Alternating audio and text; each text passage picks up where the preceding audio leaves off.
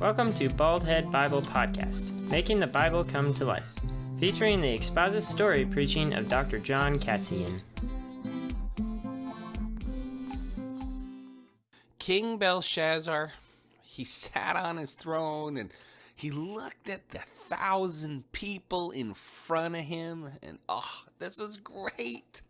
They were all drinking and reveling and eating great food and drinking great wine, and he probably looked over at his queen, who was also probably drinking next to him, and he looked over at the other people around him, and they're all just partying away. As it says there in Daniel chapter 5, King Belshazzar is throwing a feast for 1,000 people.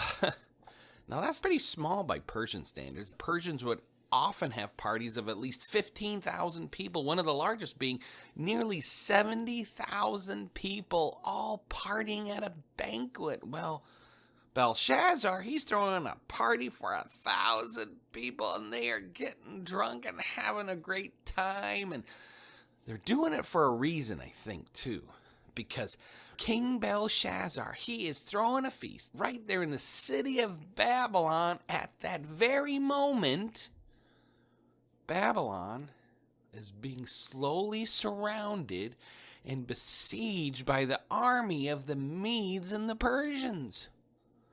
And it's like Belshazzar is saying, hey, I know there's an army outside. I know that they are threatening us, but you know what? I am so unafraid. I am going to throw a party. And as he gets drunk and as he looks around, he's thinking, I have no fear at all. Number one, because the city of Babylon, it is impenetrable. You can't get in here.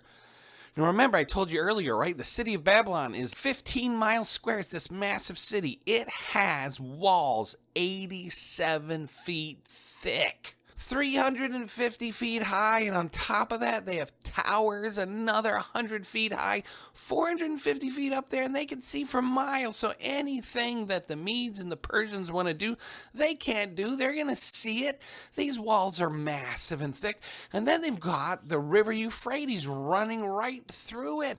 They've got all the water they want, and it says, historians say, that in light of the siege, that the Babylonians had stored up to 20 years worth of food. They had enough food to last inside of that city for 20 years. And here, King Belshazzar is throwing a feast with some of the food. That's how much food they have. He is not afraid at all. And then he's thinking, you know what? When I think back to my grandfather Nebuchadnezzar and all the great things we have done, our gods are way better than the Medes and the Persians' gods. In fact, I remember my grandfather Nebuchadnezzar, he went all the way to Jerusalem and he raided that temple of that god there. What was its name? Yahweh or something like that. And he took back all the goblets and all the bowls and all the artifacts devoted and worshipped to that god and brought it to our temple. And guess what? Our god Marduk is better than that god. Our god Nabu is better than that god. And then Belshazzar thinks, I've got to praise that God. I've got to do something wonderful for our gods. Yes. Now remember, he's drunk. He's out of his mind. He's full of pride. But he gives a command. He says, I want you, says there in Daniel chapter 5, to get all the artifacts devoted to the worship of that God, Yahweh. I want you to bring it all from the temple, and I want you to bring it all here so that we can worship our God. And so somebody went and got it. As it says there in verse 3, they brought in golden vessels that were devoted to the one true God, Yahweh. They brought in silver bowls, and they brought it all the way to this party, and they started to pour wine into it, and they drank out of it, and they began to worship what the Bible says gods made of bronze and iron, gods that weren't real. And they used stuff devoted to the one true God, Yahweh, to worship false gods. And it says When they did that, all of a sudden, I can imagine, in this beautiful banquet hall with huge golden lampstands all around the place, lighting everything so that everybody can see the food they're eating, and they're partying, yay! And the front of them all is the king with his queen, and behind the king is this beautiful lampstand, because they wanted the king to be the center of attention. And so you're going to put this lampstand that helps light the whole room. You're going to put it right by the king so that he shines the brightest. He can see his food. Everybody knows it's King Belshazzar. We're celebrating. This is great. You're going to put this massive lampstand right there, and everybody's partying and worshiping their other gods. And then they see it. And I can imagine the look on their faces as they see it. And somebody screams, "What is that?" Ah! And they begin to scream. And Belshazzar, I can imagine, is facing the party, and he doesn't know what's happening behind him. And he's thinking, what is this? Hey, is this a new form of partying? Yeah. Oh, no, what? No, they seem afraid. What is it? And he turns around and he sees something so terrifying. It says in Daniel chapter 5 that this thing that he sees scares him so badly that his countenance is drained of all blood. His face loses its color. It says literally that his knees knock together. That's how scared he is. And basically he falls to the floor completely, utterly afraid by what he has just seen. And he looks and he's scared. And what does he see? He sees a hand. Now it says in Daniel chapter 5 that what they see are the fingers of a human hand. Now, some people think it was the fingers of a human hand holding like a quill or a pen or whatever writing utensil they had, writing something there on the plaster on the wall behind him. I think it was just the hands. It just says the fingers of a human hand. And can you imagine fingers running all over that wall like a spider, like some creepy... I mean, this was a scary sight. And as the hand is running back and forth as the fingers are running across that wall. Or maybe it was just one big finger writing in the plaster on the wall. Well, it says fingers of a human hand, and I can imagine these fingers of a human hand running back and forth across the wall and the plaster. And everybody is scared to death. They've dropped those bowls and they've dropped everything, and they're staring at what is being written. And King Belshazzar looks at it, and you can imagine, again, it's dark.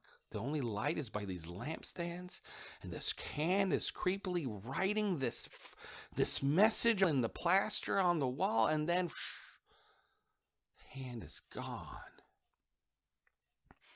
And they look at the writing on the wall, and they're like, I don't know what it means. There's word 1, there's word 2, there's word 3, there's 4 words written on the wall.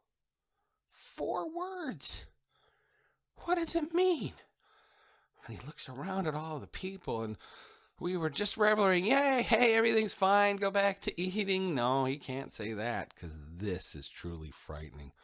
So he says, all right, hey, I want all the best astrologer. Call in the wise men. Call in the magicians. Call in the Chaldeans. He calls in the wise men class. Have these guys been helpful in the past? No. Were they good in chapter 1? No. Were they helpful in chapter 2? No. Were they helpful in chapter 3 or 4? No. But guess what? Belshazzar calls them in again. And they look at the writing on the wall. In fact, he even gives them an incentive. He says, if you can tell me what these 4 words mean, I'm going to give you a purple robe, which is pretty fancy back then, you know. I'm going to give you a gold chain, real gold chain, and on top of that, I'm going to make you third in the kingdom. You are going to be right behind King Nabonidus, me, and then you will be third in the kingdom if you could tell me what that means. And the men looked at it. They were like, I can't tell what it means. Now, maybe some of them were drunk from partying right there with everybody else. And, I'm not really seeing stuff straight. And I think it's because God obscured their vision, maybe. They couldn't tell what those words mean. And maybe it was written in a different sort of script, a God-type handwriting that makes no sense to the human eye. And they're like, I don't know what is happening. And they have the best incentive in the world. They could even lie and make something up, but none of them could work out what these 4 words mean. And people started to cry out and to complain and to get nervous and all this noise. Eventually in walks, it says in Daniel chapter 5, the queen. Now, a better translation of that word would be like the queen mother comes in. Now, this is the mother of King Belshazzar.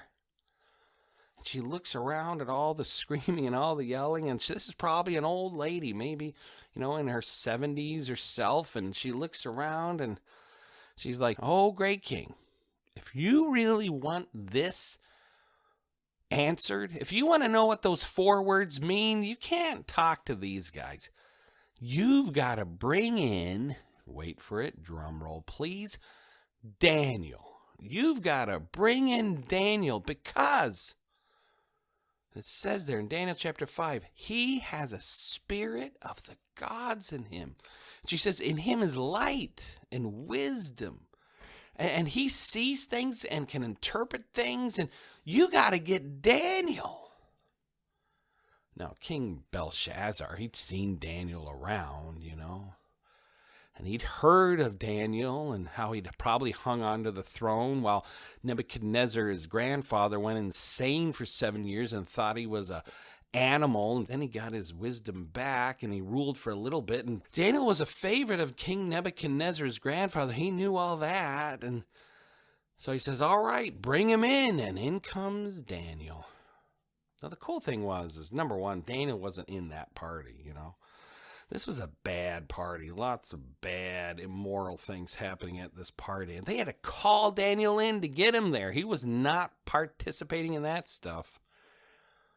And when Daniel walks in, at this point, Daniel is probably in his 80s. Daniel chapter 5 took place about 70 years after Daniel chapter 1. After Daniel was kidnapped from Jerusalem and hauled into Babylon, about 70 years from Daniel chapter 1 to the events in Daniel chapter 5 had occurred. It had been about 20 to 25 years since the events in chapter 4, where King Nebuchadnezzar had thought he was an animal and then regained his wisdom and his thinking, all the way to now. It had been about 23, 25 years had passed. And Daniel is in his 80s. And King Belshazzar, he's been ignoring him this whole time. He hasn't really thought about him. See, King Nebuchadnezzar, after he regained his thought and his wisdom, he had reigned for a little bit and then he'd passed away. Well, after that, Nebuchadnezzar's son took over and has the coolest name in the world, if you want to be a bad guy, Evil Merodach. I mean, that is a great bad guy's name. He ruled for 2 years, and then Evil Merodach, just like his name suggests, was murdered in August. Then the kingship went to a guy named Neri-Glisser. They had the weirdest names back then. So Nebuchadnezzar, his son took over after he died, named Evil Merodach. He reigned for 2 years, and then he was murdered by Neri-Glisser. And Neri-Glisser, guess what? Is Nebuchadnezzar's son-in-law, Evil Merodach's own brother-in-law. Neri-Glisser then rules for 4 years, and then he dies. I think he dies normally. He just dies from old age or dies from illness or something. Then his son, Labashi-Marduk, he reigns for a glorious 2 months before he is assassinated. He's literally beaten to death. and succeeded by this guy named Nabonidus. And Nabonidus reigns for 17 years. And he's currently reigning when King Belshazzar is reigning. How does that work? Well, Nabonidus, he was a guy who, he wasn't really, a person who really felt like he was king, it seems like. He didn't come from Nebuchadnezzar's line. He sort of came into it, and he was sort of intimidated to be king, though he wanted to be king. So what he did was he married one of Nebuchadnezzar's widows or one of Nebuchadnezzar's daughters. And so he married into the line. And so he sort of got that power from marrying in, though he wasn't a true descendant of Nebuchadnezzar. So he was always intimidated by that. But the woman he married already had a son named Belshazzar, who he adopted. Well, Nabonidus, he was really interested in religion. And it seems like under Nabonidus, for his 17-year reign, the glory of Babylon was restored a little bit. They won some more battles. And Nabonidus was really interested in rebuilding some of the temples. And he spent 10 to 14 years of his 17-year reign not in the city of Babylon, but out. Probably at some religious sites or some cities in Arabia. He did not spend time in Babylon. For 10 to 14 years of his 17-year reign, he never showed up in Babylon. He was out doing other things. And so while he was gone, he said, all right, son, I'm going to make you co-regent. King Belshazzar, you are going to reign in Babylon in my stead. And well, this is where we meet King Belshazzar. And he's reigning for his dad, but he is an arrogant man who loves himself, who did things for his own glory.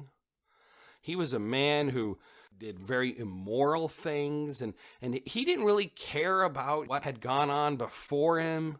He just sort of did his own thing, and as he did his own thing, I think Daniel slowly faded into the background,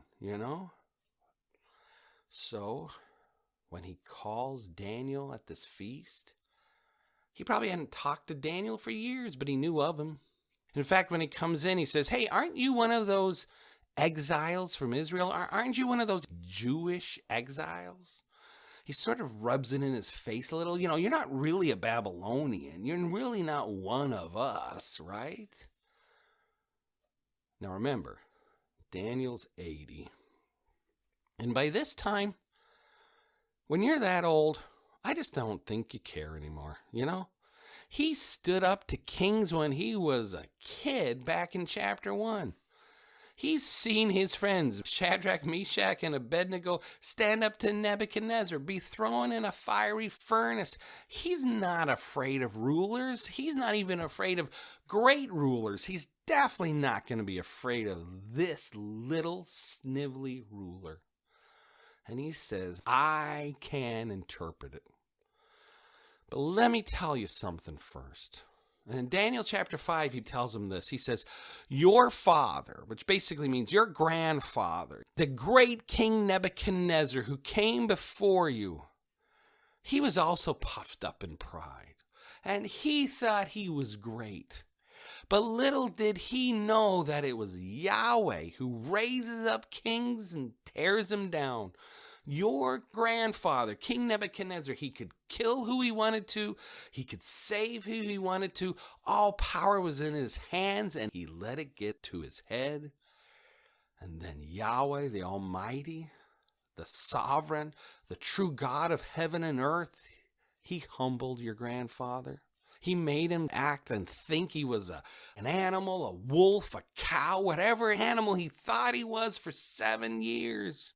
He humbled him, and he kept him humble until finally Nebuchadnezzar came to the point where he realized that Yahweh is the one true God, and all power and all might comes from him. And you know that writing on that wall, King Belshazzar? It's your judgment. This is God saying to you that your pride is going to destroy you. I am tired of your pride, and judgment is coming. He says, those 4 words are this. He says the first 2 words are this. Meeny, meeny. You know what those words mean, Belshazzar? Belshazzar probably looked at him and go, I don't know. That's why I'm asking you. And Daniel says, you know what those words mean? Meeny, meeny. Numbered, numbered. Your days are numbered, King Belshazzar. Your kingdom, your throne, the Babylonian Empire is about to fade away into history. Your days are numbered. And the third word, so the first 2 are meeny, meeny, and that third word is tekel, T-E-K-E-L, tekel. You know what that means, King? That means weighed. Numbered, numbered, weighed. You have been weighed, King Belshazzar, and you have been found wanting. You do not match up. You do not equate. See, back then, if you wanted to pay for something, they would take your money and they would weigh it to make sure it was real gold or real silver. And to make sure it was the right weight, they would put another weight on the other side of the scale and it would balance out, saying, yeah, that is how much gold weighs. And yes, this is true money. We'll take it. But if it went up, boom, and maybe the weight went down and your gold went up, whoop, oh, it is not the right weight at all. Something is wrong here. You've been weighed in the balance and your money is found wanting. This isn't right. And he's saying it's the same thing with you, Belshazzar. You've been weighed in the balance of God's judgment and clunk. You've been found wanting. You are a light weight. Meeny, meeny, numbered, numbered, tekel, weighed. And then that 4th word, O king, uparshin, literally means divided. Numbered, numbered, weighed, divided. You know what that means, king? This beautiful kingdom you see here, the Babylonian Empire, is going to be divided amongst the Medo-Persian Empire, which is at your door right now. You are numbered, you're weighed, and this kingdom, and you are going to be divided. And at that, Daniel drops the mic. Boom. And King Belshazzar, he looks at him, and I think at that point, you'd be so enraged and so angry, you'd chop his head off or something. No, instead, you know what the king does? He calls for the royal robes and he puts the beautiful purple robe on him. He calls for the gold chain, puts the gold chain on him, and he is put 3rd in command. But Daniel had told him earlier, keep your rewards. Keep them all, because he knew this kingdom was about to end. And I think as King Belshazzar was putting this stuff on Daniel, he heard the swords clashing behind him. He heard the sounds of battle, because it says in Daniel chapter 5, that very night, King Belshazzar was killed. He died. Because remember, the Medes and the Persians were surrounding that city with massive walls. And King Belshazzar was not afraid at all. His walls were strong. They had all the water they needed. And they had food for up to 20 years. There's nothing to worry. Well, the Persians were smart. And like I said, what ran through the middle of that city was the Euphrates River. And that's beautiful, and it divided the city into 2 beautiful halves, and they could drink out of that river. It was awesome, but that river was also its greatest military weakness. Because the Persians knew, I can't go over that wall 350 feet high with another 100 foot of tower on top of it. I can't go through it. And they've got massive bronze gates. But then somebody came up with the bright idea. Let's dam the Euphrates River. Some people think they besieged the city 2 to 3 to maybe up to 5 months. Well, during that time, they began to slowly divert the flow of the river. They began to dam the river up so that the Euphrates River began to go into a lake off to its side. And slowly that water level dropped. And historian Herodotus says that on October the 12th, 539 BC, that very night, when that handwriting on the wall occurred, that very night, Belshazzar is killed as that water drops, and finally, in come the Persians. Now, maybe the water was up to their waist and they could walk in before, it had been way over their heads. Or maybe it was all the way down to their knees. But they dammed the river, diverted the flow of water enough so that they sent in special squads and they started to fight and to kill some guards. And then they burst the gates open and in come the Persians from the north, and then they ran down and opened the other gates, and in come the Persians from the south. And they were so dependent on their walls, they had never thought of lowering the river Euphrates. The historians say they took Babylon with hardly a fight. And on that day, King Belshazzar was numbered, weighed, and his kingdom divided. Ultimately, Daniel, it's amazing to me. He just does the right thing, And because he does the right thing, he is not afraid to stand before kings. He's not afraid to stand before men who could destroy him at the snap of a finger. He's not afraid.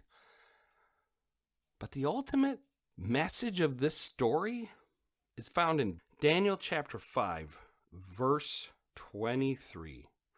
Daniel's giving that speech he gave to King Belshazzar. He says, "But you have lifted up yourself against the Lord of heaven, and you've brought in the vessels of this house, and you and your lords, your wives, and your concubines have drunk wine from them, and you've praised the gods of silver and gold, of bronze, iron, wood, and stone, which do not see or hear or know," and here's the key, "but the God in whose hand is your breath and whose are all your ways, you have not honored. Because you have not honored the one true God, your days are numbered, weighed, divided." King Nebuchadnezzar, he finally understood. I've got to honor the true God. It took years to get there. And maybe again, King Belshazzar, he could have repented at this point, but you know what? He was too arrogant. He flouted himself in front of the face of God, and God says, you know what? Because you have not honored me, in whose hand is your breath, and whose are all your ways, you're being numbered, weighed, divided, because you do not honor the one true God. And I want to encourage you, and I have to stop and think about that in my own life. Am I honoring the one true God? Do I let the things of this world take me away from honoring the one true God? Do I spend time with him in devotions and talking with him and praying and listening and studying? Or do I let the media and the cool things of this world, what 1 John talks about, the pride of life, the flesh of the world, do I let that stuff so fill my mind instead that I begin to push God to the perimeters where I'm not honoring him at all? And it makes me think, for any ruler ruling today, I'd encourage you, honor God, because he raises up kings and he tears them down. And those of you who are Christians, we can be so encouraged, right? That if we honor his son Jesus and say, you know what? I'm going to follow him all the days of my life. I'm going to put my loyal trust in him and no one else. All who call upon the name of the Lord shall be what? Saved. I'm going to trust him. And then we can be like Daniel and say, I'm trusting God. I'm not going to worry about this king and what he can do to me.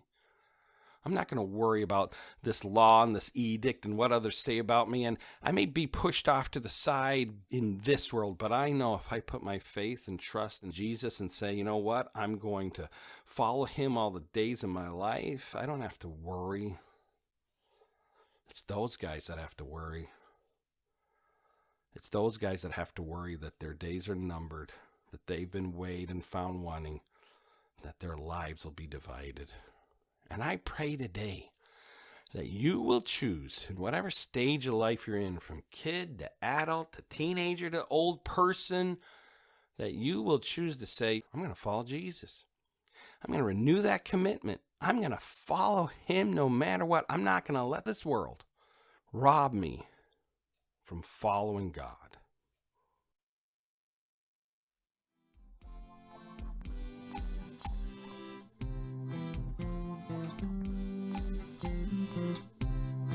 Baldhead Bible Podcast is created by Dr. John Katzian. Music composed and performed by Elijah Katzian. Edited by Lincoln Katzian. If you would like to listen to more of Baldhead Bible Podcast, please subscribe. New episodes added every week.